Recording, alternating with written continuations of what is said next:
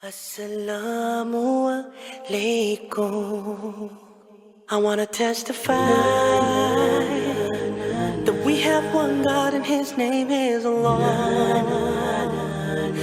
He's the only one, the merciful. I want to testify that our final messenger is Muhammad Sallallahu alayhi wa sallam. I want to testify that we have 5 pillars in Islam. They make up and shape what a Muslim is. Number 1, Shahada, La ilaha illallah, Muhammadur Rasulullah. To testify. Number 2, Salah, praying 5 times a day, thanking our Lord for every blessing we have. Alhamdulillah, الواحد الأحد الفرد الصمد الذي لم يلد ولم يولد ولم يكن له كفوا أحد. ثم أصلي وأسلم على عبد الله المصطفى ونبي الله المرتضى ورسول الله المجتبى صاحب المقام المحمود المذكور في التوراة والإنجيل صلى الله عليه وعلى آله وأصحابه أجمعين. أيها المشاهدين الكرام، أسعد الله أوقاتكم بكل خير. bakadde baffe baganda baffe ab'ebikitiibwa betambudde nammwe okuva gye twavudde olunaku lw'eggulo, tubasabira Allah abeere ng'ateeka obulamu obulungi mu biseera byammwe bye musigazza ku nsi kuno, era atuwe enkomerero ennungi, atutaase atukuume mu mbeera ez'obulamu ez'okugezesebwa ensangi zino. Mu kaseera kano kennyini neegattaako ow'omukwano, tubeere nga twongera okuyiga ku by'obulamu mu kiseera kino, era nga twegattibwako Dr. MUZAMIR SEKABIRA okubeera nga atusomesa ku mulamu ogugamba The Effects of COVID-19 in Uganda Today. Kantwala omukisa guno okumwaniriza Dr. okubeera nga atutwala mu musomo guno. Nja kusaba obeere muwuliriza mulungi era mulabi mulungi mu kiseera kino obulwadde bugoyezza ensi yonna.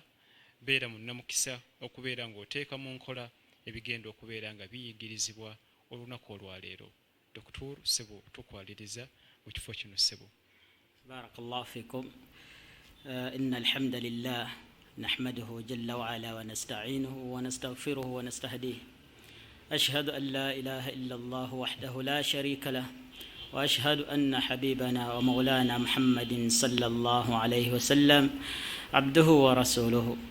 تبز الله اجتيوا نجم متنا مجبو ويو أوانيرد تنوس زمتي مزفي تودو بلام ناتواني تشانسينو بانتي نتيفنا درسينو ثريا ميغا درس ماليدي زومواكا saba Allah mwenna abakitaddemu amaanyi n'abakiyimirizaawo Thurayya team, Allah abasasula empeera ennungi, nammwe mwenna abawuliriza. Baddu ba Allah, amannya baganjudde nze Dr. MUZAMIR SEKABIRA. Dr. MUZAMIR SEKABIRA, Dr. wakujjanjaba abalwadde, then n'ebitabo inshallah tujja kutuukayo eyo. The topic which has been given to me to talk about is the challenge of COVID-19 among Muslim community and the risk factors or behaviors that spreads the infection in the Muslim community. Topic wenjitunulira, it's a bit broad, but inshallah we shall try to summarize the main points in it so that we can get a benefit in this. Jagezaako inshallah okugattagatta oluzungu n'oluganda okusobola okuba nti nno ebintu ebimu bivaayo. Tujja kubanga tutunuulira sayidi zo topic eno mu sayidi bbiri. Sayidi ey'eddiini obusiraamu busomesa butya ku challenge eno gye tufunye na biki ebigenda mu maaso. Then ekirala nga tetunnagenda ku side eyo kyensubi ya Thurayya gye tusinga okwagala okumanya obusiraamu bwammwe mmwe abasiraamu abuwuliriza n'abatali kiki mwetaaga okumanya the Islamic ruling ku challenge ya COVID gye tufunye eno. Inshallah ejja kubeera paati yakubiri, naye paati esooka mbadde nsaba tusooke tufune light about COVID.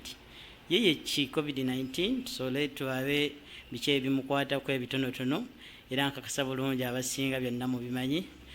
Mu bino tujja kutunulira COVID, symptoms za COVID. Omuntu amanya atya nti nno kati nfunye COVID era ndi mulwadde, ate who are the vulnerable group oba who people are at risk tubamanye. Then how COVID is spread in the community, osobola okumanya nti nno abantu butya bwetufuna COVID mu community, osobola okuba nti nno inshallah omwewala. Then tujja kulaba engeri gye tusobola okupreventinga contact oba okufuna infection ya COVID-19 inshallah ta'ala. Then part nza tujja kutulunira ku complications of COVID-19 kwaba baba bakoze eki bamulwadde. Ekyo kinaakiwedde we shall resort our topic. Sobola okuba nti no lwaki nsoose okuleeta ebintu bino, sobola okutunula topic yaffe nga omaze okufuna broader picture ku kigambo COVID-19. COVID-19 is a virus which has affected different people in different ways. Virus eno eringa other viruses abantu zituze tulaba eziri mu nsi Allah ziyaleeta.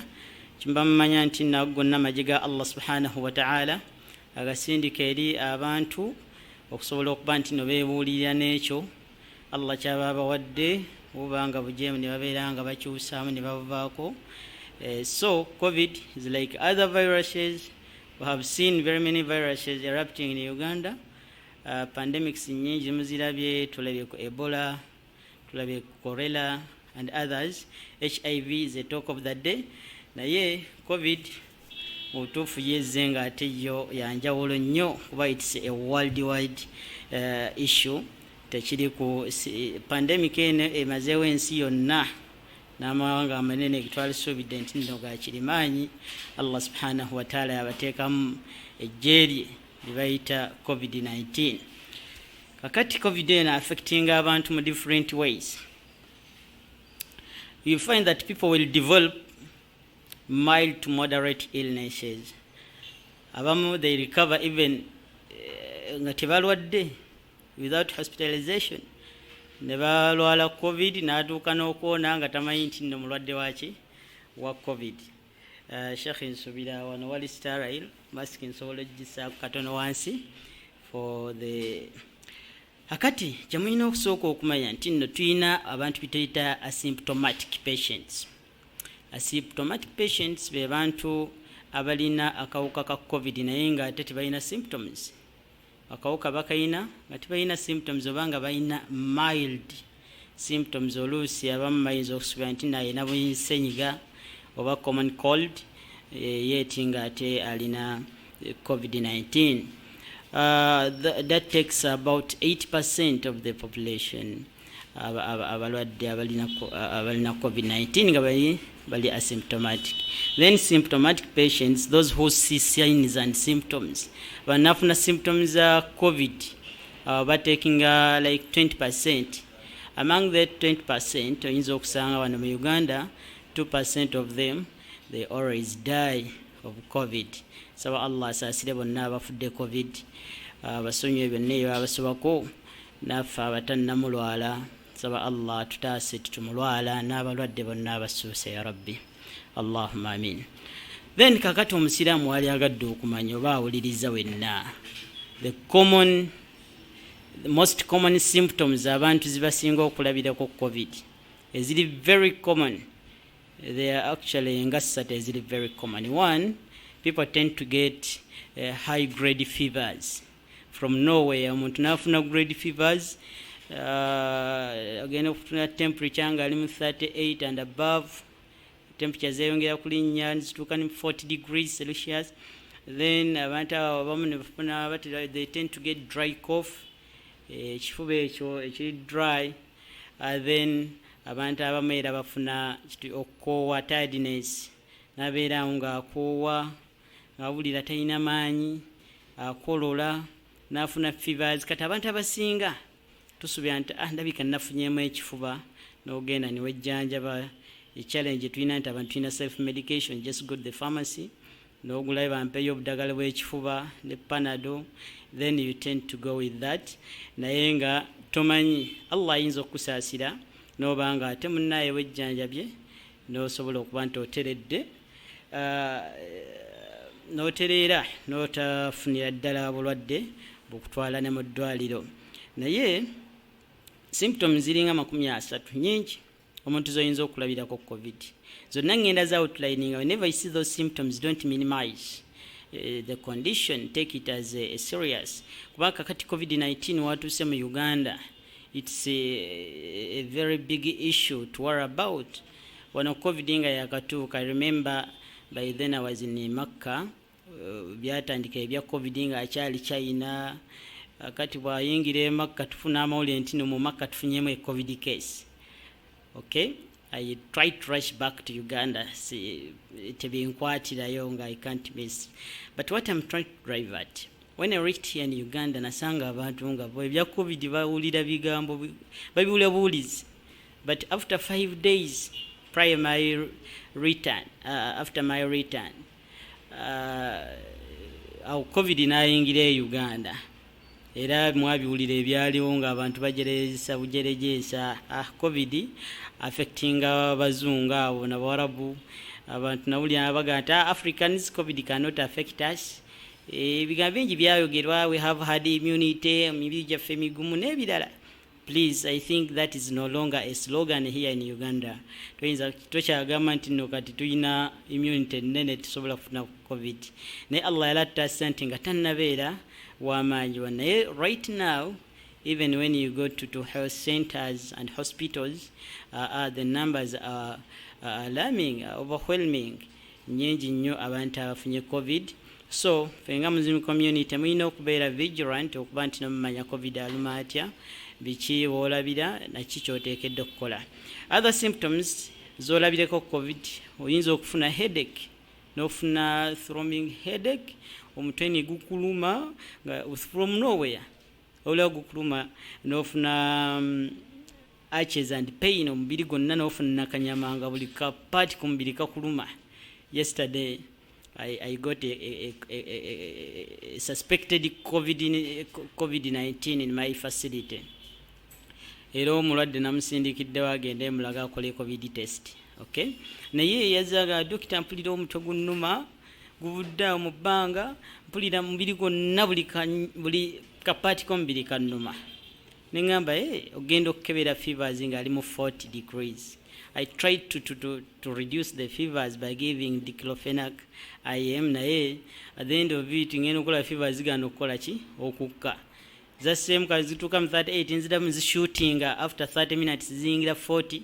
I was much worried. I got ambulance and took that patient to Mulago. Jakyali sinafuna back results za COVID. Naye bofuna headache, bofuna nakanyama omubiri gwonna gukuluma, runny nose, abantu bafuna ssenyiga oyo, n'obulya ssenyiga akuluma, n'ogala alabika ssenyiga wa bulijjo, sore throat, n'owulira nga emmiro olya gikkolokoota nga ssenyiga wa bulijjo bwakkwata, is one of signs. Then abantu abamu bafuna conjunctivitis oba eye itching, amaaso ne gamusiiwa n'agatakula nga gamusiiwa. Then abalala bafuna chest pain. Oyinza okufuna chest pain ng'owulira ekifuba munda kikuluma naye ng'ate n'okukolola tokolola. Era omuyaze aga dokita mpulira ekifuba munda kinnumira munda, ekifuba ky'omunda sikola naye mpulira munda ekifuba kikola ki kinnuma. Please don't take it as light as that. Ekifuba kibanga kikuluma eky'omunda is one of the signs of COVID-19 infection. Then abantu abasinga bafuna ni diarrhea from nowhere, n'ofuna gastritis, omuntu n'atandika okuyitira addukana. Zonna one of the signs. There is I've talked of flu-like symptoms and runny nose. It's very common. And then the loss of taste and smell. bw'otuuka awo kweyo, don't even hesitate. Bw'otuuka kwekyo baddu ba Allah, don't hesitate. When you lose your taste and you lose a smell, nga tokyasmellinga kintu kyonna, tokyalina test yonna, then that's a big sign of COVID-19. Then some people, they get rush or discoloration of the toes and the fingers. Natural is one of the signs. Then there is a very big sign to men. There is what you call erectile dysfunction. I've seen some colleagues who have been who are a victim of COVID-19. Two of them, they are doctors, but they witnessed that actually one of the biggest symptom or sign of COVID-19 wekuba nti n'omusajja you lose manpower n'olanga embeera ey'obufumbo toyagala kubeera na mukyala wo is one of the signs. Ate bakizudde nti after recovery eyo gunda eri reversible, ne batereera ate ne batandika okubanga embeera ekola ki edda mu normal. So please nze okubeera awo sigambye nti nno bino byonna covid yabireeta. There is co-infections, oyinza okufuna symptoms ezo zonna ng'olina emia influenza flu oba ng'olina common cold n'ofuna symptoms ezo. Even malaria can share same symptoms, typhoid and others, but please be vigilant when you get those symptoms. Olina okwebeereramu ng'enjogera yakati inshallah. Now, who are the people at risk? The so-called vulnerable group, abantu abasinga okubeera nga tubatiiririra. COVID singa abazze abakosa nnyo nga 90% they are susceptible to getting COVID-19. One of them, the elderly, old people who are aged, abantu abakulidde mu myaka, bakadde baffe ali myaka 5, 60 and above. Actually it's a group esinza okukola ki okukosebwa nnyo ekirwadde kino ekya COVID. Even if you look at the numbers in those developed countries like Italy and others, ojja kusanga nti no people who were much affected by COVID-19, they are the elderly, abantu abakulidde mu myaka 60 and above. Why? Because those people, their immunity tends to fall by aging.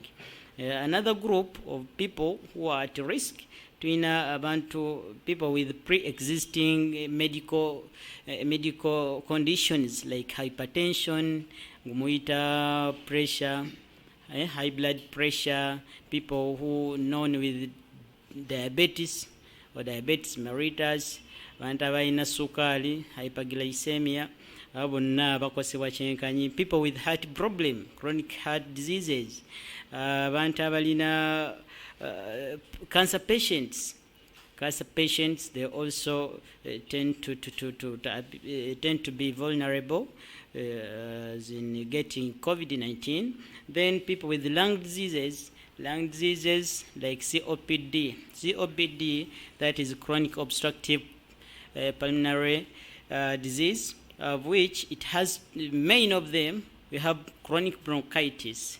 Amawigwe gano galimu bronchitis, galimu sigenda kusomesa nnyo kya amawugwe naye bronchitis zezimu ku parts z'amawugwe omuntu moyisiza omukka ngossa kati gajja ne gabeera inflamed oba okuba nti nno gagenda simanyi inflammation musobola kinnyonnyola mu Luganda, but inflammation is where the surface over the lining, the mucosa lining of a surface like a bronchus gets oba simanyi bwe nsobola sikinnyonnyola mu Luganda naye an inflammation is inflammation. So bronchitis, chronic bronchitis, emphysema and other lung diseases. So those people abalina conditions ezo, they tend to be vulnerable to getting a COVID-19 virus. So abantu abo bw'obanga abalala abasembayo besoogeddeeko, the young group, abaana abato, the babies, okay, abaana abo abato naddala abali below 10 years, they tend to get they are at risk of getting COVID-19 if they get exposed. Why? Do you think this kitegeeza nti n'abatali mu abo group temufuna covid, but those are the people at risk of which their immunity tend to be low. Okay, so gedde ku bantu abalina HIV, people with HIV, the immunity is very low. Okay, so they also babanga bafunye contact, they can get COVID-19 easily.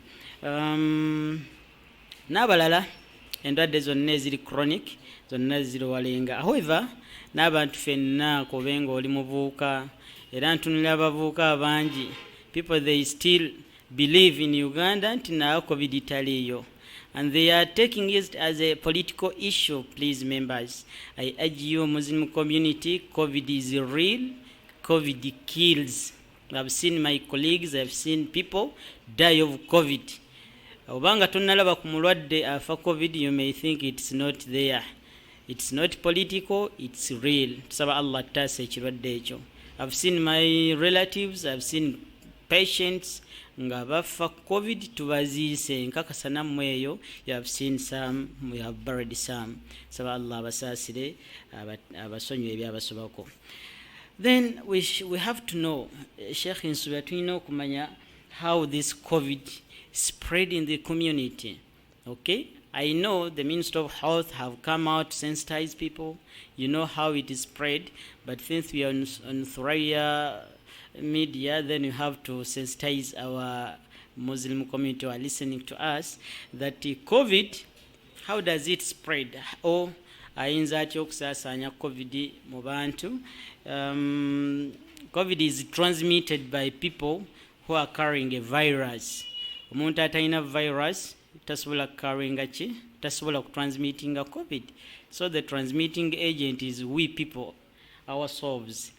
Yeffe ba transmitting agents. Bw'obanga olina COVID virus osobola ogisaasaanya n'ogijjaano n'ogiwa munno n'ogitwala e Masaka n'ogizza buli wamu w'otambulidde. So the disease can spread from a person through respiratory droplets from nose and mouth. Abantu abasinga COVID taita, it's not a mere touching on a surface, but COVID item droplets oba mu malusu agafuluma mu kamwa kaffe oba ebifuluma mu nnyindo zaffe. In the process of coughing, when you cough or when you are talking, like whether I'm talking on this mic, I expect them to disinfect it after my talking, so that buli weyogera about amalusu gano agagenda gasammuka obwo obutono obwo, they get in circulation, nebanga amalusu ago gatambuza ka COVID. Oba omuntu akubye omwasi, when you sneeze, amalusu agafuluma oba eminyira egifuluma gy'otalaba gitambulira mu akawuka mwe katambulira, and it can stay in the circulation in the air for some good hours. Okay, kabeera mu bbanga okumala ebbanga. You can say it's an airborne disease. So if you inhale it, obanga okasise, tugambe nze njogedde wano nga butuli wano n'obanga toyina mask nange sina mask nenjogera nikatambula, when you inhale it n'okasika nikakuyingira, then Allah abaggeredde osobola okulwala COVID-19. So tulaba nti omuntu kasinga kuyitira mu kamwa, mu nnyindo ne mu maaso, those three parts kuba ze ziri common. Okay, omuntu akuba omwasi n'akafulumya, omuntu n'akolola n'akafulumya, gwe bakolodde n'oka inhalinga, oba it can also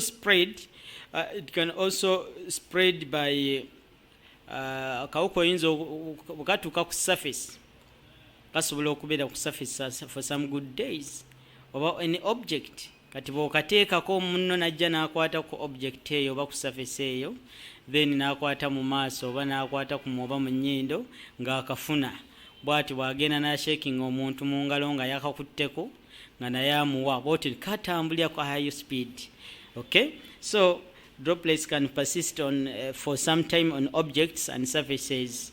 Tulina challenge kati surfaces nyingi nnyo, even this microscope, even this table where we are seated, door knobs, door handles, all those surfaces, material surfaces. We sit in taxis, we sit on borders.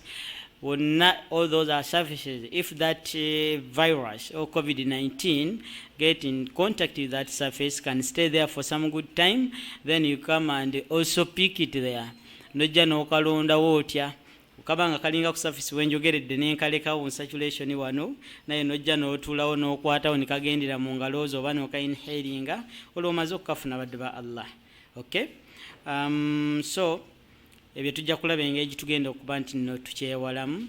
So COVID-19 tetumunywera mu mazzi oba nti no blood contact, but it can spread through nose, mouth droplets. Tuyinza okutunuulira, people have made research how long does a COVID-19 stay on a surface or on an object. And batunuulira abamu sigenda bimalayo, but they have seen that on plastics and elevators, bus seats, borders, taxis, a COVID-19 can stay on that surface for 2 to 3 days. Akakyali live. Kati ntumidde bonna abakozesa public means. Abantu batuula mu taxi tomanyi gye babeera, atuddewo, abantu akolola oba n'akwata n'eminya. I've seen people, they don't have hankies, talina tissue, eminya yagize n'akola bw'ati n'asiimula ku ki ku ntebe akulekerawo. Kati bw'atuuka ku destination ye n'afuluma taxi naawe n'ogiyingira n'otuulya ddala mu kifo ekyo. It's very very difficult okutuula ku mutto gwa taxi nga togukutteeko, kizibu. Boda n'entambula endala zonna zitukozesa. So mayantina akawuka kasobola okubeerawo for 2 to 3 days. So Allah katase. Then there are cardboards like shipping boxes. Kati ffe tulina amalwaliro, tulina pharmacies, batuleetera eddagala mu bibox ebyo, abeetikka emigugu, ababakira emigugu. COVID can stay on that surface for almost 24 hours. So metals like door handles, jewelries, ezo zonna omuntu singa aba akutteko ku handle ezo, it can even stay there for almost 5 days. And then you can look at wood furniture, it can stay there for 4 days. So people have made research. I don't have authenticity on that research, but I've seen it. What we need, kwekuba nti nno taking up precautions, tumanye nti no okabeera ku table ng'ekamalawo like 4 days, osobola okuba nti nno weewalawo you didn't infect the surface. Ndowooza Sheikh tambula bulungi. Then part edirira ku nsonga eno badde njagala tutunuulire how before we look at the prevention, how you can prevent contact or transmission of this deadly COVID. And then let's first look at the main complication of COVID-19. Okay, main complication. People have been victims of COVID-19. Abamu bawonye, alhamdulillah, but there are some complications they have suffered. Okay, bw'obanga otegedde complications ezo gwatanamufuna, I think we take precautions okuba nti n'omwe wala biidhinillahi ta'ala. Okay, one of the complications, others ezimu zibeera in the due course of the disease. Omuntu nga mulwadde n'azifuna, eddala zijja ng'omuntu amaze n'okukola ki n'okuwona n'asigaza complications za COVID. Naye katuziyite mu bwangu naye esookera ddala, people tend to get what you call ARF, that is acute respiratory failure. Abantu abasinga abajja mu COVID wabanga amaze okukula, one of the signs twayogeddeko wali waggulu ezoolabira ku COVID, there is short of breath oba difficult in breathing.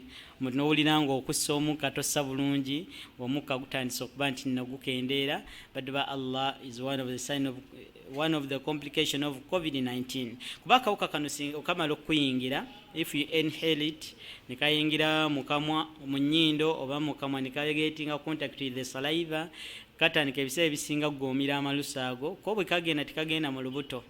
Okay, the condition in the stomach is acidic, it cannot live in that environment. So chikakola kagenda direct mu mawuggwe, mawuggwe oba mu lungs, kasookera mu mimiro tumanyi nti no system ya respiratory system tulina trachea nokkirira mu bronchi n'ebya lungs naye kakati ko bukagenda bukatuuka no mu mimiro kasooka ne kabeerawo it harbors there for some good time ne kabeerawo ne causing some complication because COVID-19 bw'abanga omufuniddewo tosoboka mulabirawo.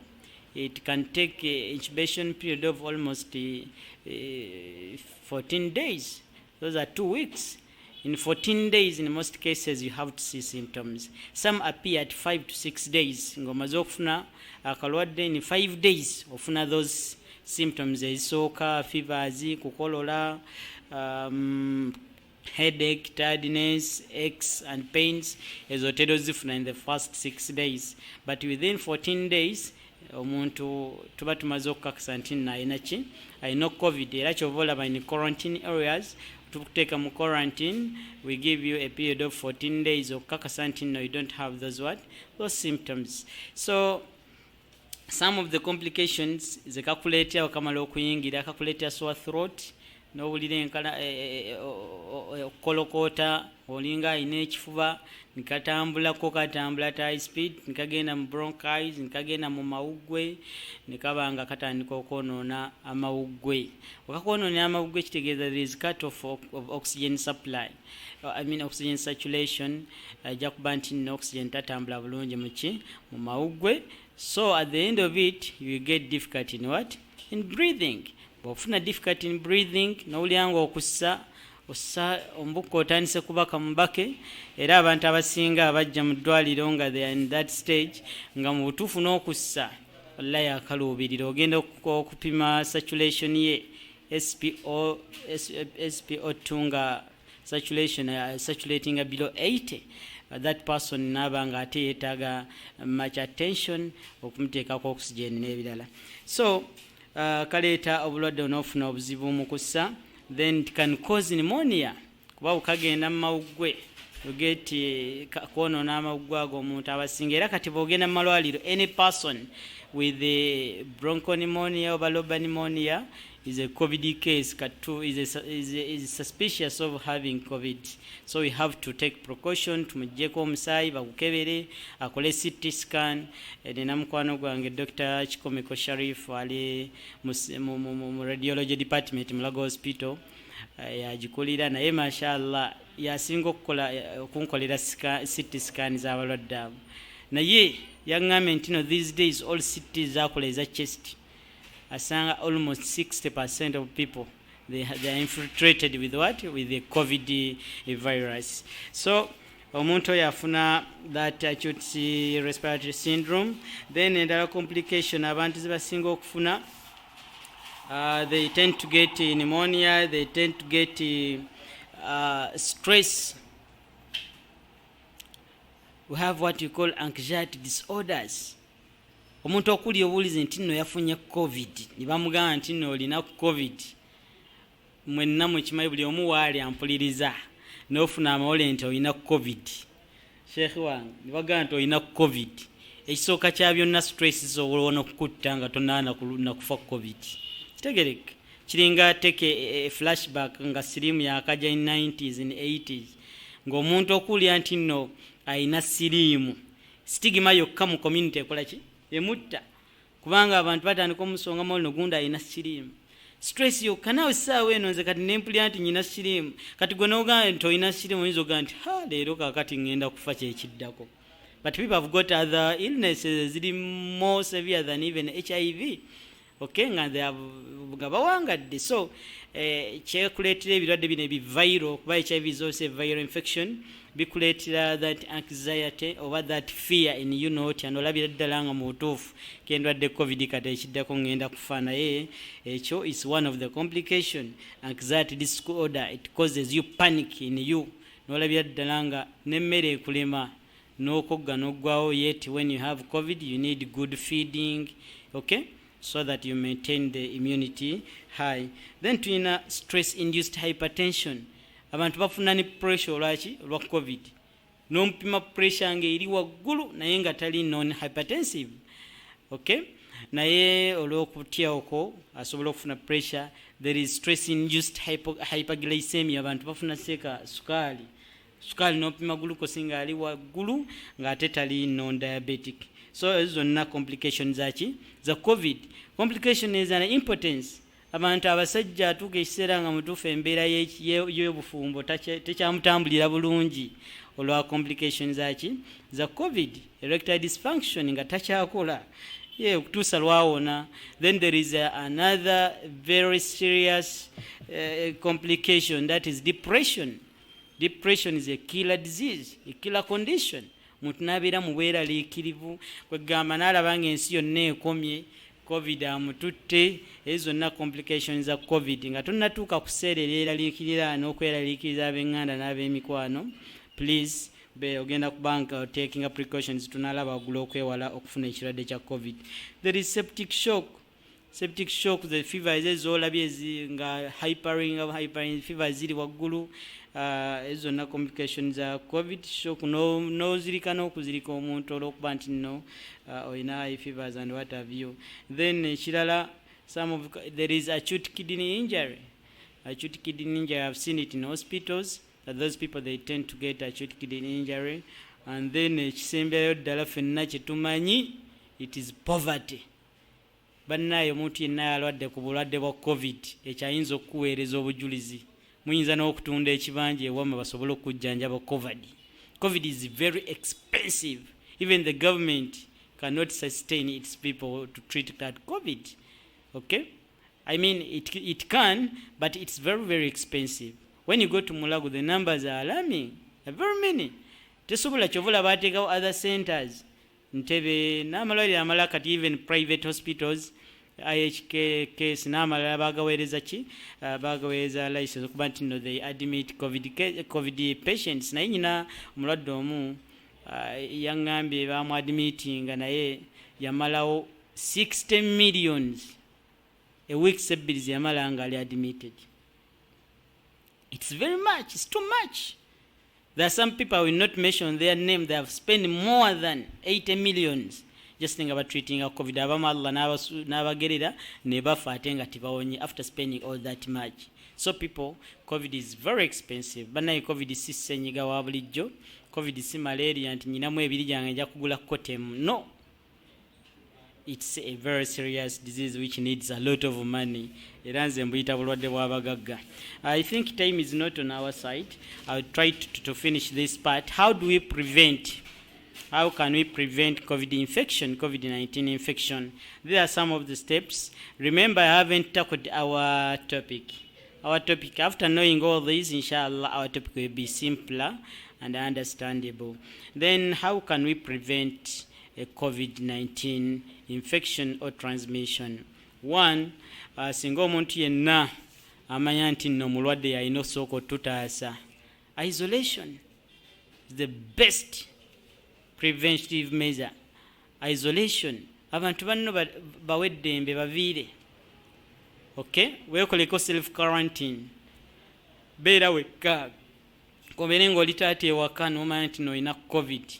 Please spare your family, mukyala wo, omwagalwa wo, abaana bo. Leka kubeera nti nno obasaasaanyizaamu ekirwadde badde ba Allah. Ky'oba okola, just funa room emu weesibiremu byonna bikusanga omwo, mmere bagikuleetera omwo byonna, so that you don't transmit the disease. Ekintu kya virus, of course, it has no direct cure, okay, but we always treat the symptoms which are all complication caused by the what? The virus. Okay? So eddagala lyolaba libakuwa tetujjanja nti nno owone COVID, kuba ye COVID is a virus. Togenda giwa ddagala efe. Ne complications z'ofuna nga blood clotting, bakuba cloxane, those anticoagulants, olina ekifuba ne bakuweereza antibiotics ez'amaanyi, bakuwa vitamins n'endala zonna, just to keep your body and immune system high. Osobola okuba nti n'akawuka akatuuka ekiseera nga tekakyasobola ku affectinga ne kafuluma, Allah n'akakutaasa n'okawona. That's how. So you isolate yourself as you do other things. You take your medication, you take good feeding, you do exercises as advised by the doctors. The first step of preventing the transmission of the virus. And ekyokubiri, people, ate ffe abasiraamu, wallahi obusiraamu bwajjanga bulungi. ne byonna bitwogerako ebisinga byabuyogera dda. Those are preventive measures. Bagambye clean your hands. Omusiraamu tebagenda kugamba longozi clean your hands. You wash your hands more than 5 times a day. Okay? Nabi sallallahu alayhi wa sallam atugamba nti omuntu yonna bw'aba azuukuse idha stayqadha ahadukum, omuntu yenna singa aba azuukuse ku makya, okay, takwatanga fi inaa'i, mu kyombo kyonna ekirimu amazzi okuggyako ng'amaze okunaaba engalo ze emirundi emeka? 3. Ebyo byonna clean your hands often. Clean your hands often, buli saa yonna beera nga with soap and water.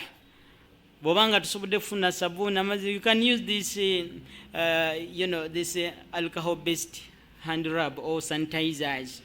Kati they are very common in our country. Tuina groups nyingi kati companies nyingi zifulumya sanitizers. Tuina nina muganda wange Haja Aruna ina Samak company ekola sanitizers n'abalala hasha n'abalala bisogeddeeko naye you can use that. Omusiraamu beera ne sanitizer ku kabeere mu nsawo.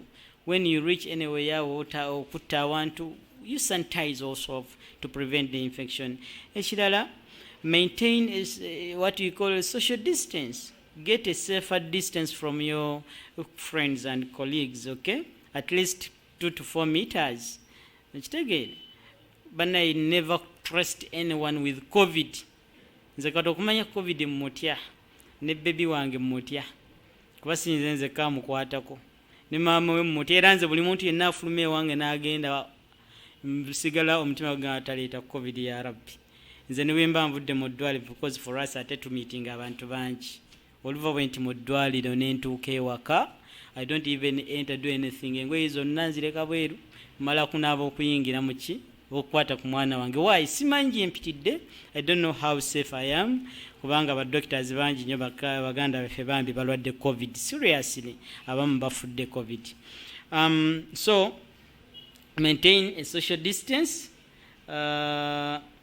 Social distance.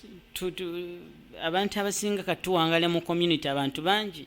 Ntambulako mu kibuga naye, there is no social distance in town. Okay? Crowded areas, but Allah wabo today funa at least gezaako okwewala okubeera okumpi n'abantu. If you can't wear a mask, get a mask and put it on obanga tusobola kufuna social distance, because at least when you have a mask, at any masks zinazimuzegendereze. There are some masks which are not protective at all. Please try as much as you can and get a medically treated trusted masks. Tuina masks nga zino, these are surgical masks or medical masks, okay? At least they can prevent a virus from entering, and even bacteria, dust and what have you. Naye tuina masks zino eziri common kati eziri obannange. Buli omu akola oba Arsenal osanga ayambadde mask Arsenal. People power. Yero. Kati bonna ezo masks za bugoye. But Allah, those masks are fine. It's better than nothing, but they cannot prevent a virus from entering, okay? Because they are not medically proven. There is very many good masks. The N95, the best I can tell you, N95. These medical proven masks and others. So if you can get it from pharmacies and health centers, please get them. I'm telling you, you are protecting nothing, although one is better than 0. Wear your masks. Don't touch your eyes and nose and mouth. Moreover, when you touch surfaces, olinye taxi, ate amaso gakusi batono batandika okugakunya, oba ne weekwata mu nnyindo oba mukamo oba n'okwata ekintu n'olya nga tonaye mu ngalo, please take note of that. Ekirala, cover your mouth and nose when you are sneezing, when you are coughing. Okay? Cover your mouth with a bent elbow. Oba yagala kuba mwaso oba okukolola osobola okukola boti enkokola n'okolerera wano n'otosobola okuba nti n'osaasaanya ki akawuka oba okalina, oba funa tissue oba a hanky oteeke ku mwokolere omwo oleka obuuka okuba nti n'obusaasaana inshallah. Then ekirala, if you know you're having some symptoms togeddeko, stay at home. Please, chikolere banno kulwa Allah jafunamu empeera sigale ewaka. If you feel unwell, don't go to the community okuba nti nosaasaanya obulwadde singa Allah bageredde ng'okolaki ng'obulina. Obudde bugenderera kamalirize. Then limit social gathering. Baddu ba Allah mu kaseera kano twalibadde teteetaba nnyo mu bikujjuko, mbaga, mikolo egyo. Oyinza okugirimitinga crowded places. Sijjagana genda mu mikolo egyo naye at least girimiting omenti nno takikola frequently. Then there is a clean and disinfect frequented touched objects like those door handles, disinfecting those areas. Those are all control measures over preventive measures. Avoid frequent visits to your relatives and your friends. Okukyala tukendezeeko. Then lastly we can try exercises. At least exercise is one of the preventive measures. Why? It prevents the risks of thrombotic diseases like clots, okay, like PE, pulmonary embolism. Muntu obanga okola exercise oleetera okuba nti nokuba covid yo nakuleetera omusaayi guno okuba nti nogukulootinga. Kakati when you exercise kikuyambako okuba nti nno insha Allah akawuka ako tikakusumbuwa n'okuba nga wejjako stress n'ebirala. So those are the few remarks on COVID-19. In the remaining 10 to 15 minutes, let's look at the topic because for it is very, very short and very, very precise. And that's the challenges of COVID-19 among Muslim community, okay, and the risk factors or behaviors that has led spread of the infection in our community. So, Basiram, I'm going to summarize these challenges is in three. Mu Busiraamu tuyinza kitunula mu ngeri ssatu mu ddiini yaffe ey'Obusiraamu. Kuba njogera ku community ya Busiraamu kati eri yonna nvuddeyo. Specifically ndi kufa abasiraamu community yaffe. Obusiraamu engeri embeera gye tusobola okuba nti nno tufuniramu covid ono n'okumuspreadinga. One, it can be cultural, Islamic culture. Two, or spiritual, or spiritually. And three, theological dimensions. It's cultural, spiritual, and theological dimensions. Those three categories, that's the biggest challenge what we have here in the spread of COVID-19 pandemic. What do I mean by cultural? Islamic culture, for example, of Islam, what where is a polygamous marriage for Islam. Allah subhanahu wa ta'ala yatugamba a'udhu billahi minash shaitanir rajim wa ankihu ma taba lakum minan nisa mathna wa thulatha wa ruba' fa in khiftum alla ta'dilu fawahida. Allah bagamba abasira yenna ino obusobozi wa ankihu ma taba lakum wasaba chala ababalungidde abakyala ababalungidde mwagadde babiri oba basatu oba bana oye natalina busobozi bubalabiri oba bwenkanya wakati waabwe sigala n'omukyala ki omu. So Muslim community we tend to have large families. Nusanga haji nga ina families sata, ina abakyala basatu, ina mama Alima ne mama Muhammadi ne mama Abdu, bonna nga buli omu ina family n'abaana basukka mu babiri. So haji gyatambulidde gyanoonyeza akawogo gyakola emirimu gye ajja kutambuza akawuka ako mu family zonna. It's a big challenge Sheikh we are facing right now. Ntina ajja kubewa ajja va mu kibugo oba gyonna gyakwedde Allah mugedde akafunye akatwalire mama Alima akawe ku baana be akajje akatwale wa mama Abdu naye akawe ku baana n'abakozi bonna akajja akatwale wa mama Muhammad. So you find a whole kawuka kasaturatinze mu family. So singa tusanga abahaji nga 10 nga bakikoze bwe batyo ojja kusanga nti nakawuka tambudde nnyo. So that's a challenge in our Islamic culture.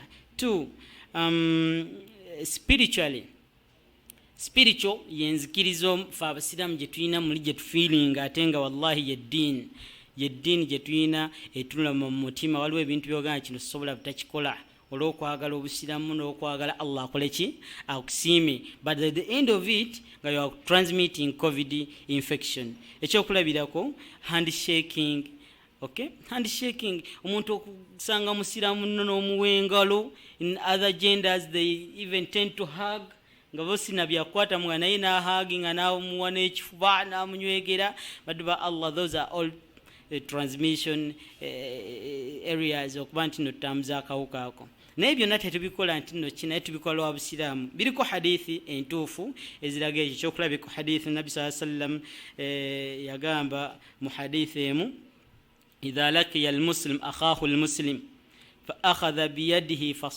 fasafahahu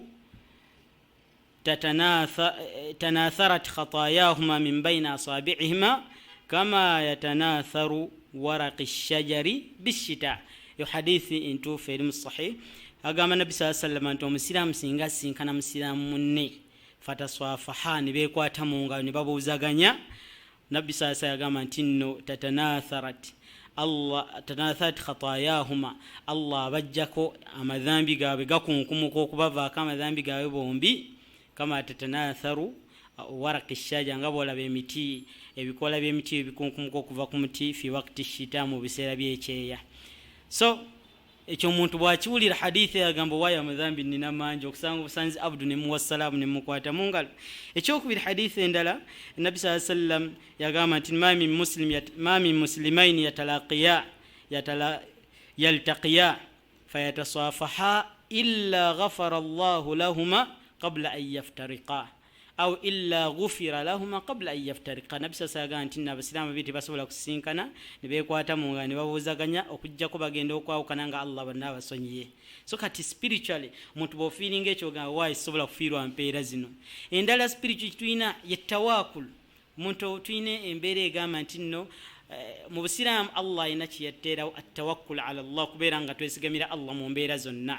Naye ffe tukyonoona ntuteekawo tawakkul. Attawakkul kwe kuba nti neweesigamidde Allah nti yagenda okukutaasa embeera eno bittikhadhi l asbaabi, n'oteekawo embeera wanaayisiza okukutaasa. Obulwadde nga buno n'oba nti nno Allah subhanahu wa ta'ala okimanyi obulwadde buzze, naye n'ogaa nze sijja kunaaba mu ngalo, sijja Allah ajja kuntaasa. Eteba tawakkul, ebeera tawakkul. Okay, ebeera tawakkul. Naddeko mu masjidi emu omusiraamu nimugamba omusiraamu teekako mu masiki wano woovunnama. I talked of the surfaces, wetuvunnama mu mizikiti ojja kufunawo covid, n'agamba nti dokita bino bireke, Allah gwe yagerera okulwala ajja kulwala, n'anaafa covid ajja kufa covid. Please, ya Allah sikyayagala, olina okuteekawo measures ezikupreventinga ofuna covid. Then ekirala, theological dimension, theological teachings ebitusomesebwa bw'obiwulira ogamba waayi ebya covid bisooke bidde ku ludda, kansooke nfuna empeera zino. For example, visiting sick people and friends. Visiting is one of good deeds omuntu gyakola n'okyalira munno oba n'olambula ku mulwadde, Allah n'akuwa empeera nnyingi nnyo z'otamanyi. Kati omuntu wawulira ku hadithi ng'eno, nabbi saa sallam hadithi ya Thawban yagamba nti nno man aada maridan aw zaara akhan lahu fillah naadaahu munaadin an tibta wa taaba mamshaka wa tabawwa'ta min aljannati manzila. Omuntu awulira hadithi eyo nga nabbi yagamba ti omuntu singa okyalira munno omulwadde n'ogenda mu ddwaliro n'omulambulako, oba mugandawo n'omulambulako mukwano gwo, Allah subhanahu wa ta'ala akusindikira malayika nekoowoola negamba nti no weesiimye muddu wa Allah, era weesiimye entambula zo zonna weesiimye, era omaze okufuna n'ekifo mu jjana. Omuntu awulira hadithi eyo sheekh ogamba wallahi covid Allah tayinza kuteekawo hadithi eno birungi bwe bitaate nanzita na covid. Hadithi endala nabbi saa sallam حديث يا علي رضي الله عنه أقامتنا سمعت رسول الله صلى الله عليه وسلم نقول النبي صلى الله عليه وسلم أقام ما من مسلم يعود مسلما غدوة توالي مسلم أسولك شالي مغاندا ومسلم كولاد مبدو وكماشا إلا صلى عليه 70,000 ملكا okujjako Allah msindikira bamalayika nsanvu ne bamusabira Allah msaasire. Wallahi wulira nti Allah just okukyalira Muhammad bamalayika nsanvu bansabira ogamba bya covid bibeerawo tunoonya jjana, baddu ba Allah ojagenda mu jjana nga totuuseeyo olwa covid nga yakututte. So kati omuntu wawulira ekyo agamba ng'agenda akyala gy'akyadde gyajja covid, n'akaziika kojja wange ebiseera ebitabigenze wala, naye covid yamujja mu mbaga. Wallahi gye yamujja ekirwadde kuba batestinga oluvannyuma we get evidence that nti gye yamujja kukyala. So baddu ba Allah tukyegendeeze. Then ekirala nkyali ku challenges ze tulina ffe ng'abasiraamu tulina spiritual feeling, even Islamic teachings ezituwaga okukola nti no preventing mu COVID, even large families. Those are the biggest challenges we are facing as Muslims, but we can have control measures over them. Ate ntubanga tusigadde tuli balamu nga tugenda ozimaliriza nazo akupata akasigaddeyo akadiri akasembayo olwobudde inshallah. We have risk factors bayogeddeko mu topic yaffe. What are the risk factors or behaviors for abasiramu ze tweyisaamu okuba nti no zituyambyeko okuba nti no spreading oba tucontactinga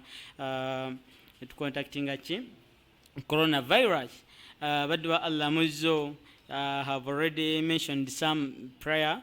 There is handshaking, there is hugging, okay, keeping closer distances. Nga bolaba abasiramu kati kizibaga nti no almuslimuna abasiramu waliwo yansomedde hadithi jomuzinga nti naye gwe dokita ebyammwe ebyabasawo Allah nabbi agamba inna allaha ma'al jamaa, Allah ali wamu n'abali awamu. Akati tuleke totufiiriza mpeera za kubeera wamu baddu ba Allah. Those are the factors oba some of behaviors tweyisaamu, naye zino ebbiri ziri very very common. One, our mosques, emizikiti gye tusaaliramu baddu ba Allah. Kano njagala munkootinge bulungi, n'abawalimu bonna abali eyo munkootinge bulungi.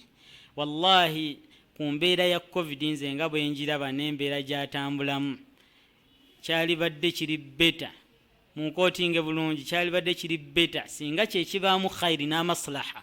Wallahi emizikiti gyaffe ne giggalibwa, omuntu n'asaalira ewaka oba n'asaalira mu reserved area. When you go to Mulago and other COVID centers, they will tell you that Muslim numbers, Muslim who are dying of COVID-19, the numbers are alarming. Bantu bangi nnyo abasiraamu aba COVID.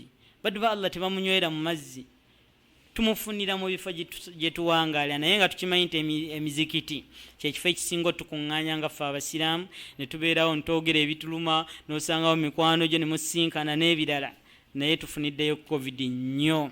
Naye kakati alhamdulillah measures bateekawo nga tugenda ziraba, social distance, sanitizing n'ebirala bituyambyeko okukikendeezaako. Naye waliwo ensobi emu gye nkyalaba nze ekyannumya omutwe, era n'alisayi ba imam bonna ab'emizikiti inshallah baali kituyambyeko. The surfaces where we conduct our prayers from, n'osanga omuzikiti kapeti mweri, omusiraamu azze n'avunnamawo n'asaala esswala ye oba mujjama n'alekawo ka COVID ku surface n'agenda. I told you on surface like carpets can stay there 2 to 3 days. Kakati asaaliddewo dhuhuri togenda ogozze ng'oli late, osaalidde mu kifo kyennyini kyavunnamyemu n'ovunnamawo, toyina mask, totaddewo wadde akatambaala, wogenda okuvunnama. At the end of it you end up contacting what? A virus. So baddu ba Allah, let us be very vigilant nga ku nsonga zino. Akati prayer mats nalisabye wallahi singa kisoboka ba imam emizikiti bagifulumye carpet zonna gisigale nga giri carpet free. That will force us abagendo gisaaliramu okugenda ne our personal prayer what? Mats. Omusiraamu yenna abali eyo mbakubiriza, wakubadde nga tebakikoze tebagifulumizza, genda n'omusaalo gwo oguli personal mu muzikiti ogenda okukola ki? Okusaalira. Kapiti mweri yalawo omusaalo gwo yeggwamanyi b'ogukuuma, so that we can prevent transmission of the disease. Ekifo ekirala ekisinza okuba nti nno kituleetera obuzibu sheikh, wallahi the ablution areas. Era n'alisayi ba imaamu mu mizikiti gyonna singa kisoboka, wallahi ebifo bitufuniramu mu buzibu byonna babiggale. Omuntu ajje mu masjidi nga alina ki? Wuzuye. Why? Kuba kati when you look at those ablution areas, they are harboring areas for the virus.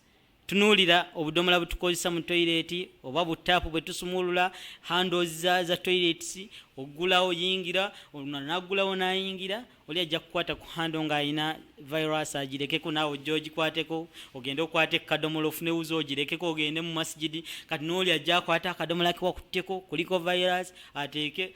Jukira woona mu ngalo, oyisa amazzi mu kamwa, virus ogitaddemu, oyisa amazzi mu nnyindo, virus ogitaddemu, onaaba mu face. Wegamba ogenda okuva mu toilet ng'obunye virus, n'ogitwala ne mu muzikiti nayo n'ogirekera abaayo. Baddu ba Allah, those areas, they are harboring areas for what? For virus. It's a source of infection. so nno nalikubiriza baimaamu baffe inshallah ku mizikiti okibanga tusobola kuggala those ablution areas, at least let us put a sanitizing area ng'omutana agenda kufuna wudhu asooke kukola ki kwesanitizing, waliwo sanitizer awo oba okunaaba mu ngalo n'amazzi ne sabbuuni, then wamaliriza agenda afune ki wuzu, so that bw'ogenda ng'onaabe mu ngalo obanga okozesa sanitizer bw'okwata ku kadomola tojja kuleka ku virus. Noli bw'anaakikola tujja kubanga tuli mu environment eri virus free inshallah ta'ala. So those are some of the behaviors ngenda mbojjereramu olw'obudde, then part esembera ddala inshallah kuba ndaba sheikh obudde buyampadde mbuza eddakiika nga 19 sobole okuba ntunumereza ate nsubira ndoza abamu balina ebibuuzo bya biidhinillahi ta'ala, naye kammalirize kuba tubyogedde oyinza okubuuza nti nno Dr. oyogedde ku ebyo byonna naye kati magezi kigowadde.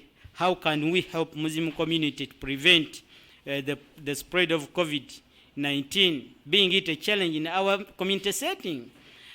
Some of the issues I can set, or some of the points I can put up, tuyinza okuba nti inshallah Allah ayinza otusaasira okuba nti preventing any infection oba infection control.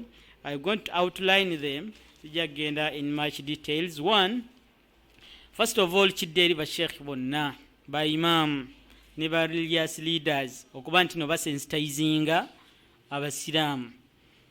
Gwe oli imaamu ku muzikiti, take it as an obligation osensitizinga abasiraamu. Nabaddeko mu muzikiti ogumu imaamu naaga wallahi bino manya ebya covid nayo byatujjira. Omuntu takyasimba na line kugitereeza kugatta kigere ku kigere, ningamba imaamu wallahi ti Allah maski nno mu kifo ky'ozambala kakati muzambaza birevu mu kifo ky'ozambaza ku mumwa n'ennyindo n'osanga oli ye maski eri wano. Wallahi tutya poliisi otukwata nga tulina maski okusinga okufuna ki obulwadde. I told him at my mosque nti kakati gwe maski ogitadde eno oli ku muzindaalo oyaziina bw'oba olina akawuka ate nga ni imaamu gwagenda okukola ki okusaalizaako. Please let us have control measures over the pandemic. Naye wallahi baagaana okumpuliriza. Allah yatukubyemu ekiwongobero yesterday but one waliwo omu ku baturuze baffe yafudde covid ate nga tusala naye mu muzikiti. Okuva olwo n'omuzikiti bazze government nejja baade baguggala naye ne batuteekawo measures nga mu butuufu tugenda kulemerwa okusaala. Waba tolina kino totawaana, mukole kino mukole kiri okutuusa kati bali aga tusooke tuggale omuzikiti okumala ewiiki tusobole okuba nti nno tukola ki twetereeza. So baddu ba Allah ebintu ebyo tuleke byogerako nakujereegerera tubitwale nga the serious issues mu kuuma obulamu bw'abaganda baffe kuba Allah subhanahu wa ta'ala ayagala abantu abakola ibaada abakola eddiini ye nga balamu, tayagala balwadde. Kale gobanga tojambadde nga goyagala kulwala jambala obutalwaza banno inshallah ta'ala ojja kufuna empeera maaso ga Allah. Measure ey'okubiri gye nalabye nganze, those are my personal measures, it's an advice. Then you can move those common prayer mats in the mosques to the gym, then people can come with their own on prayer mats inshallah kijja tuyambako okukendeeza spread of the virus. Each Muslim should own his own mat. Then we need to maintain social distance, a 4-meter distance notubanga tuli mu swala baddu ba Allah. Wallahi ibada ejja kutuuka okuba nti nno taddewo distance, ad-darurat tubihu al-mahdhurat. Nabi sallallahu alayhi wasallam yatuta naga singa embeera ejjawe okukaluubiriza ekuggisaawo ekiri haramu neba nti nno tofuna musango okikoze oba obuzibu buba buzze. Allah yatugamba mu Qur'an Allah subhanahu wa ta'ala a'udhu billahi minash shaitani wattaqullaha mastata'tum fattaqullaha mastata'tum. Mutya Allah nga mba musobodde obusobozi mumuyina mutiramu Allah subhanahu wa ta'ala. Tojagamba nti nakakati nze singa otuuka mu masjidi ng'ejjudde tolina wovunnama obusiba bukukkiriza okuvunnama ku munno singa zezo line zemukoze. Fattaqullaha mastata'tum. Allah alabe emirimu gyammwe era gyavasiima. So baddu ba Allah tukipinge social distance mu muzikiti. Ekirala nze kinaaligambye saali kyogedde naye duruusu zitteeka mu mizikiti tuzigyewo kuba tutwala ekiseera kiwanvu nga tudde mu darisi dakiika 3 saawa namba onaakololo onaanyiza spray juke yatuni mufukiri congested akati akawuka kasobola okutambula obulungi. Era nebaza Thurayya okubanga darusi zino muzitadde ku Zoom, omuntu niwabeerawo atula ku buliri bwe n'awuliriza darusi ate nga tasobodde kuba nti naafuna contamination from others. So tusobola okuba nti darusi ezo inshallah tustopping for meantime biidhinillah Allah wanaatugirawo pandemic eno covid tunazizaawo inshallah. Ekyo nkiza eri bamasheikh naye nga temunkootinga bubi. Then stop vulnerable people from accessing the mosques. Abantu bitwala byabali at high risk, abakadde, abaana abato, mubagobe mizikiti kula obulungi bwaki bw'obutafuna bulwadde. Kuba tubalabye bali ku high risk, abantu abalina ebirwadde ebyo mubagambe nedda abaana abato baleke kujja mu mizikiti, basigale wakani bajjajja bamaama bambi abakulu, musalire waka Allah jabawo empeera z'okusaala jamani yazamalize n'abanga nnungi inshallah. Then ekirala hygiene and sanitization of the mosque. Emiziki tugikuute tugisanitizing, abalina sanitizer ez'okusprayinga sobola okuba nti nno inshallah tewala obulwadde obwo. Then akalala sick people abalina covid symptoms n'abo abali discharged, they have been victims of covid, baddu ba Allah mututaasa mujja kufuna empeera, temujja mu mizikiti, musigale waka, don't associate with others, have self isolation at your home okutuusa Allah bana okusa taasa obutasaasanya kirwadde. Togenda mu community, togenda mu muzikiti ne families, tokyalira bakadde bo basonyiwe bakubira akasimu ka mobile money kajja kukola inshallah. Totwalira maama wo mukadde mu kyalo ki corona wo inshallah musigaze. So ekirala inshallah let us, if alhamdulillah bajja ne batusirisamu nga tetukyasaala juma na jamaa twagendako mu lockdown eyo mugijjukira bulungi, naye Allah yatusaasa ne bazizzaawo kati measures niziteekebwawo. Naye nze naalikubiriza singa measures zino ziba tezikyasoboka kukuumibwa ku masjidi yonna, ekyali sibadde kisingako obulungi kuggala ki muzikiti netasaala juma na jama naddala ejjuma baddu ba Allah.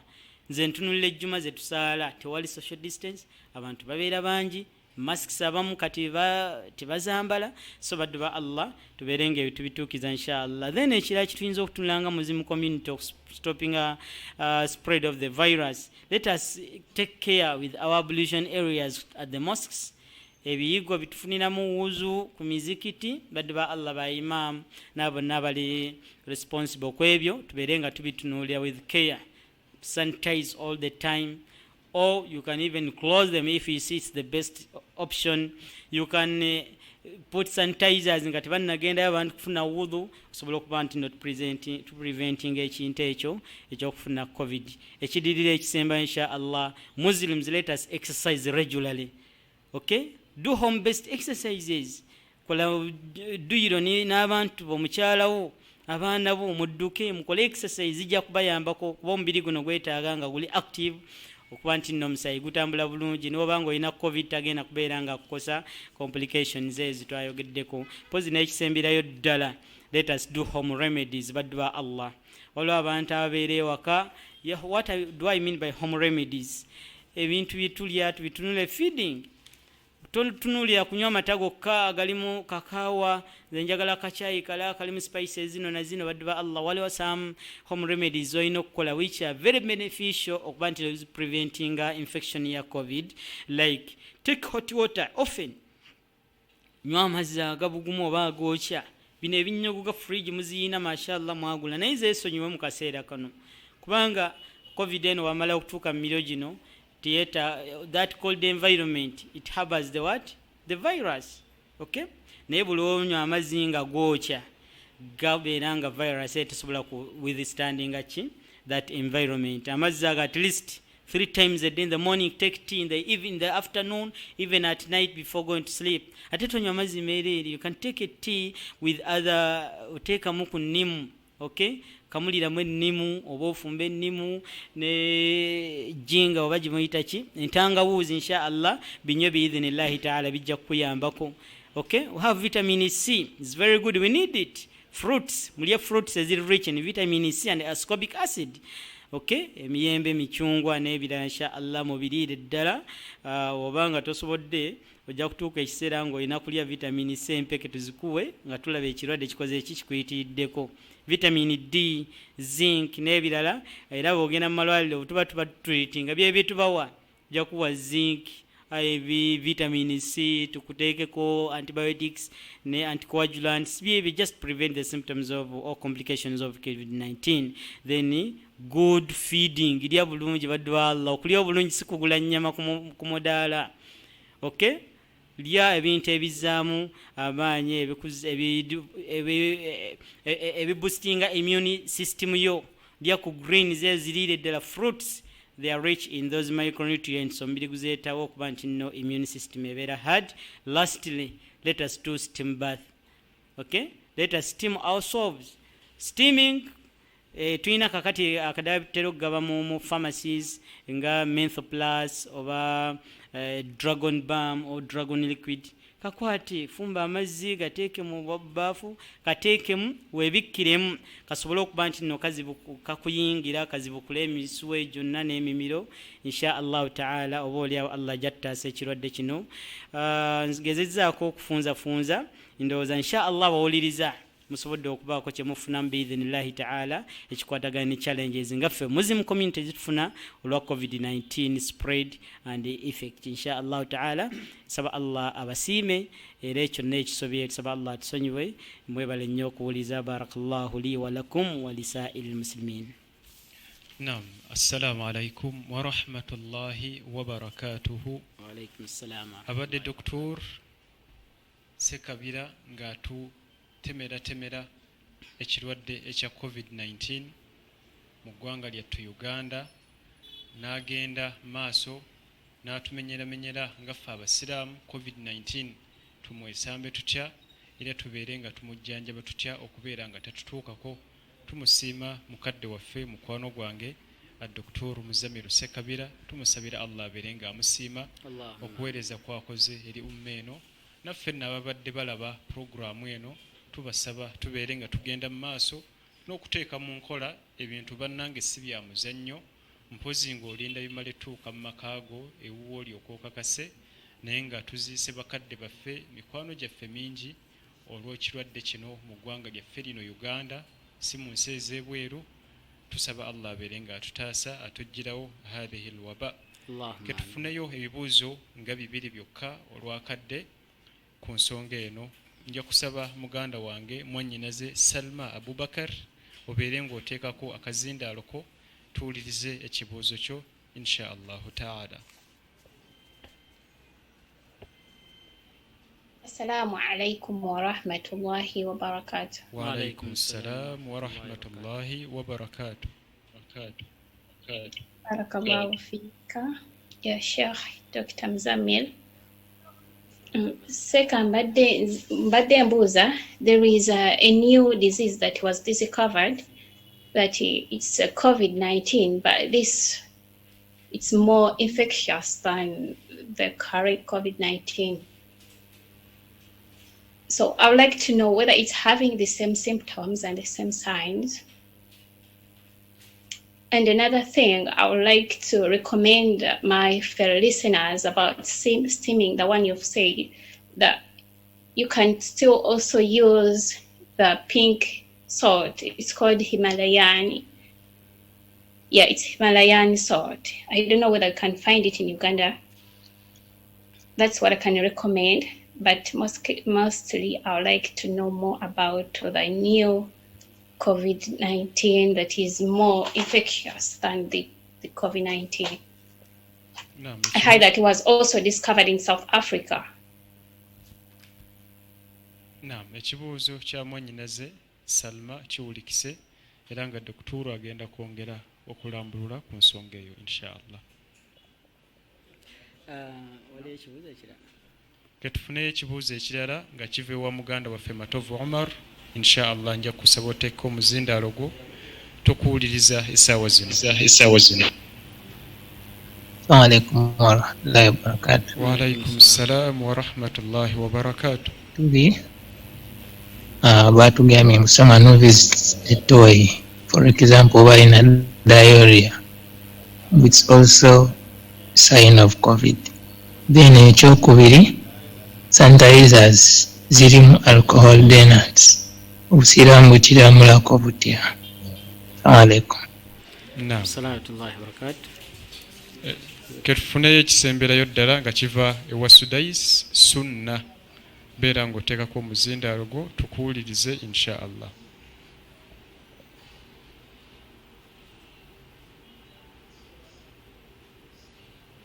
Muganda wange Sudais sunna omuzindaalo gwe guwulako unmute the microphone insha Allah.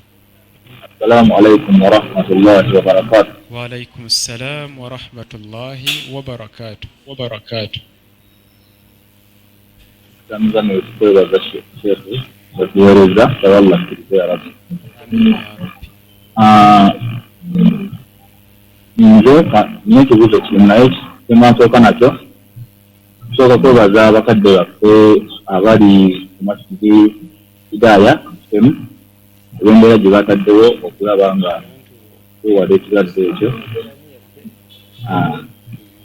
Ekibuuzo kyange shekhi nina arsal kati olina byeyogedde nti emiimu bikino n'ebyalo nze binkosa omuntu nja kukola ntya okulaba nga neewala ekirwadde ekyo.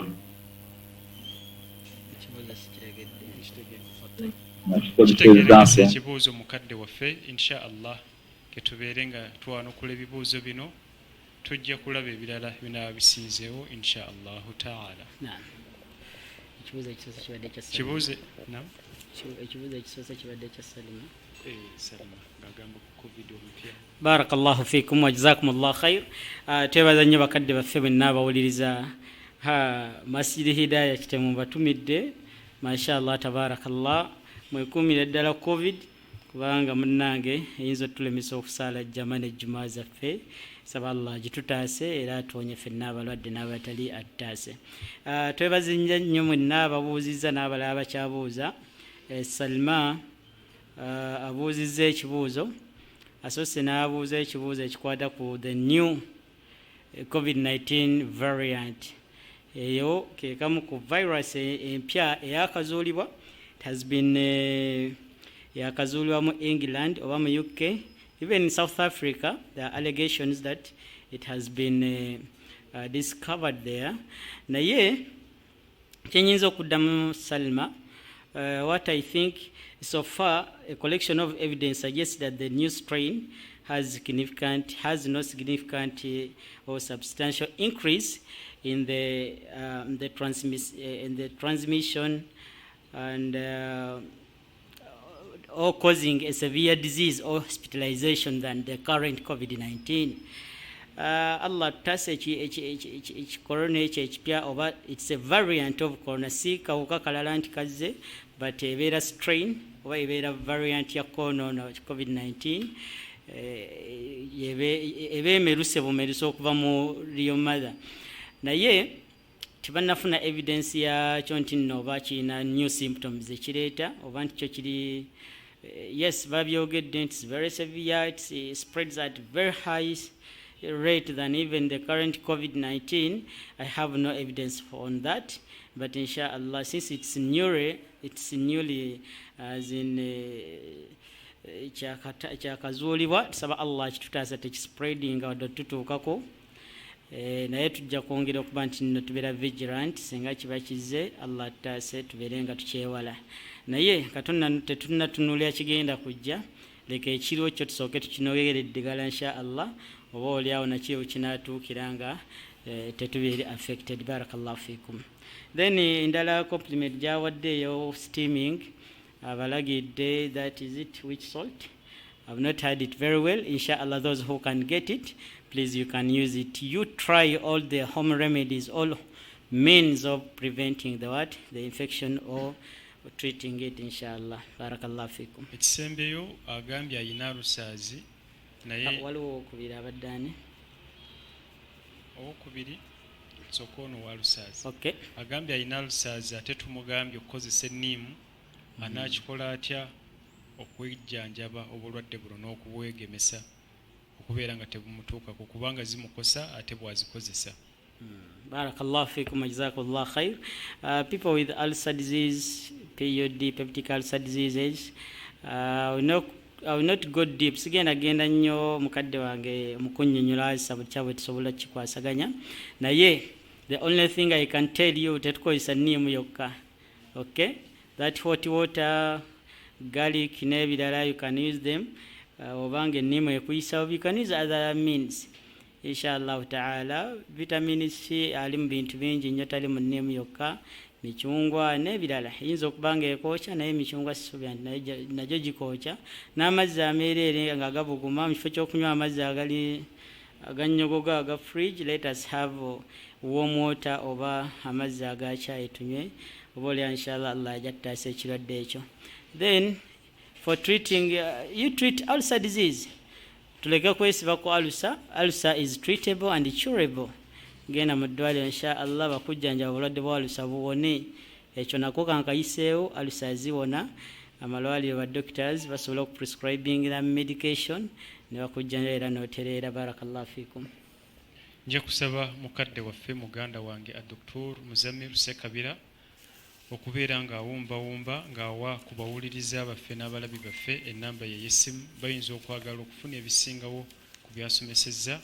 Sebunja kusaba busabi bukiba tekikuyisa bubi, abawuliriza baffe n'abalabi baffe obawe ku nnamba y'essimu inshaallahu taala. Barakallahu fikum wa jazakumullahu khair.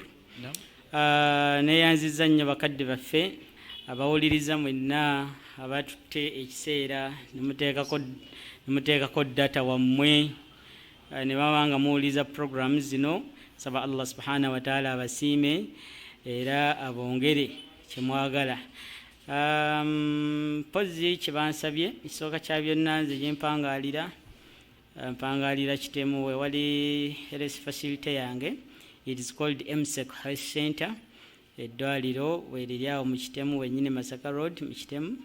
Era ntumira basitaafu bonna Dr. Bashiru, Kuba, Hajara, Shakira n'abalala, Bashiri, Hussein bangi. Saba Allah subhanahu wa ta'ala abateremu tawfiiki mirimu gimukola. Awe tuwangaalira biidhinillah Musiraamu yenna bw'aba asobodde okutuuka asobola okufuna obujjanjabi oba osobola okunsanga e Mulago Hospital. Ennamba y'essimu 0708 11 92 3 0708 11 92 30. If you don't access me in Mulago, you can access me at MSEC Health Center, that is Kitemu Trading Center. Inshallah, barakallahu fikum wa jazakumullahu khair. Wa fikum barakallah. Mukadde waffe tumusaba era nga tumwebaza, tumusabira Allah mu bulungi fi dunya wal akhirah olw'omulimu gwatukoledde okutuyigiriza ffe ng'abasiraamu ku kirwadde kino ekya COVID-19. Kantwala omukisa guno okumusiibula era nammwe abawuliriza okubateekateeka mu ddakiika 2-3 tubeere nga tufuna omusomesa agenda okuddako nga tagenda kuba mulala, agenda kuba mukadde waffe Sheikh Isa Kakembo yagenda okubeera nga addawo mu kiseera kino. Tugenda kujja tubabuulire biki byagenda okusomesaako insha Allahu taala. Ketuwummulemu mu ddakiika 2-3 nga bwe tweteekerateekera mukadde waffe.